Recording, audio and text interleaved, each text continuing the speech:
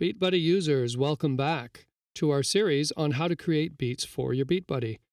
I hope this is helping you get your creative juices flowing and it's working out for you, creating songs, making performances, and all of that stuff. Today we're going to hit a milestone. We're going to complete our song Thor and get to the end of a song, and that's going to be a big thing. And for your pains, I have something special planned for the end of this video, and that's to show you how this whole thing came together. So stay tuned for that. Got a lot to cover today, so let's get into it. Let's get a sit rep on our song. Oops, I'm going to open up BeatBuddy Manager. This is where we are. We've got our intro, our main, our two fills for the verse, and we need to finish populating these fields. So we're going to make something to fill the transition area. We're going to add an accent. Spoiler alert, that's going to be a symbol. And then we're going to add a second part of the song, which in this case will be a chorus. And then we're going to move to the outro. I've planned ahead and done some arranging on this song just to speed things up a bit. Here are the fills we've made. This is fill number 1. Here's 2. I've made one for the outro, and we'll take a look at that in a minute. The first thing we need to do is to create a second part of the song and add a main loop for that part. Click this plus symbol here, and it will open up a new line of fields. And we want to populate the main loop for that. Let's go back to our DAW and look at how we're going to do that. So here are our beats, right? And that's the main beat of the song. And I've gone ahead and laid out the chorus beat, which is nothing special. It's just a variation on that beat. And all I have done is change the hi-hat sound for the ride bell, because in this case, it's a pop rock song, and that's the sound we want. Okay. And I want to show you how I did that. It's really simple. First thing we're going to do is just take these hi-hats, select them as a group, and just roll them up till we hit the ride bell. Okay. I'm going to quantize all of this just because I want it to be tight, but you don't have to. Okay, there we go. Now, here's an issue we can address now, which is thinking about the feel of the song, trying to hit the sweet spot so it sounds great. And if you look at these two ride bell hits here, you'll notice they're a different color because they are a different velocity. And that's because I want the feel of the song to complement the rhythm.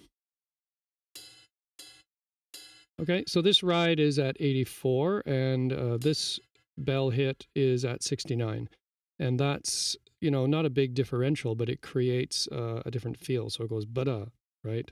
And if I play it, you can hear it instead of a ba-da or ba-da, something like that. And I really want this beat number 1 here to stand out. I want it to come through the song and accent the chorus rhythm. So I'm actually going to ramp this up a bit and make a bigger differential between these two. So I'll pump it up to 90. I could go all the way up to 127. That's a pretty strong hit, though. And you might do that at certain times in the song, but I really just want this to coast at a steady feel, and I'll keep it at around 90, 91. And I'm going to drop this one down pretty low into the 30s, and you'll hear that. Now you can hear that bigger differential. And what I want to do is take this 2-beat pattern here and copy and paste it to the rest of the loop, which in this case is 2 bars. And I'm just going to delete those.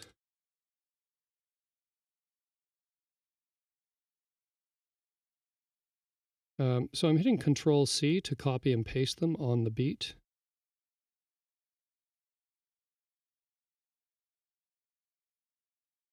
So let's listen to it. Good, sounds nice. So go to Export, Selection as MIDI file, and we'll put it in our folder. Give it a unique name to help us identify it, which in this case we'll call it Chorus because that's where it's going. And we'll save it. Let's go back to our BeatBuddy Manager and open it up and test it out. Select Thor Chorus Mid, save it, And there it is. And if you want to test it, just hit the little icon in the corner here. Okay. Now we can address the issue of transitions, because that's the next thing we want to fill in. I'm sure you can imagine a transition plays the transition from one part of the song to another part of the song. If you have nothing planned in your arrangement, you can leave this blank, and it will just play from the main beat and then go directly to the next part. The transitions are played by holding down the pedal instead of tapping it quickly. And so let's make a fill for that. Actually, what I have planned in the arrangement is when I play this fill number 2, it's actually going to begin the transition. So I'm going to move this fill over to the transition. I'm going to delete it from this part because I'm not going to need it in the verse anymore. And I'm going to click on the white square, and I'm going to highlight fill number 2 and open it up. And there it is. So let's see how the transition works and make sure the whole song is working all together. Hit Control S to save it first.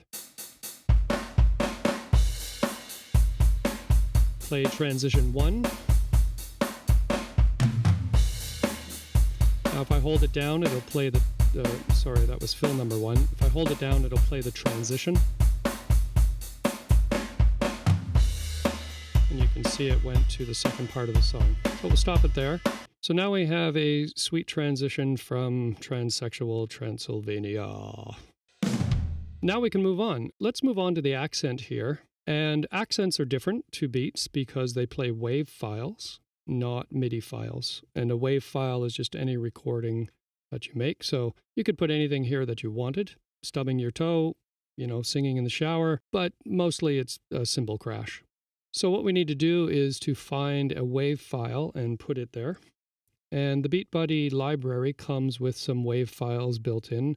I just pulled out a few there. I've actually got a long list of wave files that I've created. And you can see they are cymbals, a Zildjian 16-inch, a Zildjian Crash 17-inch, and 2 brush crashes of the same size. All right, I'm going to use the 16-inch. It's a little brighter and crashier, if that's a word. And there it is. Now, the accents are a good thing to have for a couple of reasons. One is you can hit them ad-lib, and that means you activate them when you want during the song. And you do that by pressing one of the buttons on your foot switch. And they're good if you have a lot of cymbal crashes in a song, and rather than trying to arrange all of those crashes here in the beats, you can just play them as you play the song. Another thing is sometimes, you know, you're concentrating on playing guitar or singing or doing all that other stuff, and you forget to activate a fill, and you catch it at the last moment, and you can actually just play the crash, and even though you missed the fill, you at least still have the cymbal crash there to land at the right time, and, you know, nobody notices you missed anything. Great. Now we can move to the last part of our song, which is our outro fill. I don't know why they call it outro. It should be an extro, but that's me. I like my Latin. Okay, anyhow, we'll call it an outro, and I've gone ahead and made an outro fill, and I'm going to show it to you here. I'm just going to move it to the front of the track so it's ready for export. Okay, and let's take a look at it and listen to it.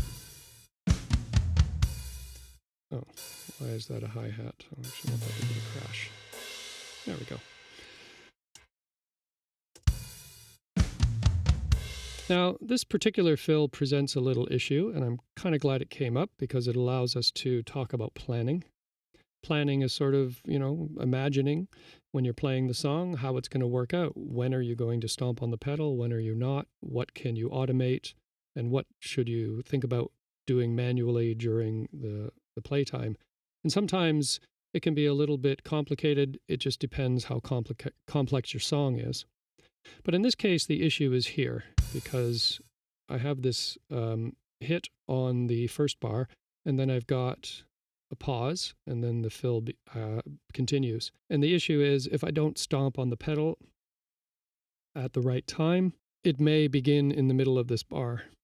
And if I miss it and I want to keep this part of the song really tight, there's going to be something missing there, and then it will just continue and play the fill. In a lot of fills, that's not an issue. It just depends on how you want to plan your foot stomps and things like that. So a way around this is to plan to hit the pedal a bar before the fill begins, so that's a bar earlier, and that'll give you a little bit of time to anticipate that the fill is going to come up. And if you're trying to play along with it, it can help you to keep complex rhythms a little tighter. It just means you have to practice when to hit it. So what I'm going to do is I'm going to create a gap at the beginning. I'm going to move this out a bit. And I can extend this field here. And I'm going to fill the first part of this bar with beat. And that's the beat we're using leading up to it, which is the chorus beat. So I'm going to select and copy, Control-C, this part of the chorus beat. And I'm just going to fill that space. So now you can imagine if you activate the pedal, it'll play into this bar here, and then the fill will begin. And that'll give you a little bit of breathing space to try to keep it tight. And it doesn't matter really where in this bar that the beat begins. It just, as long as you catch the one on the second bar. Playing along, and then you can play along with the fill. So I hope you guys kind of follow that. You'll notice it as you're trying to play along with songs, that sometimes you might have to go back into your DAW and sort of rearrange things and make things work the most efficiently and the most effectively for your performance. All right, let's export that. Select as MIDI file. We're going to save that with a unique name.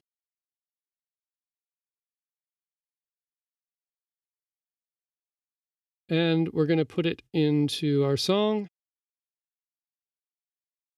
And we'll select Thor extro. And there it is. So now, as we have planned our arrangement, we have all the parts of the song filled. And there you go. We are ready to test it and start practicing it. Let's listen to it and see that everything is working properly. So I hit Control-S to save it first.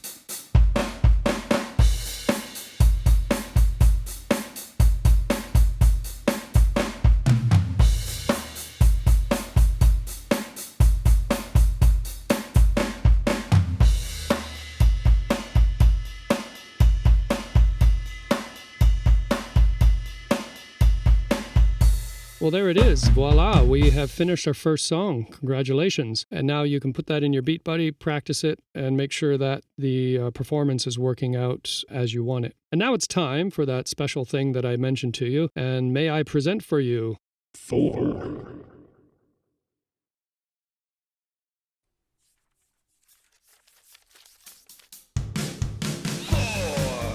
Is the god of thunder. Thor. His hammer's beyond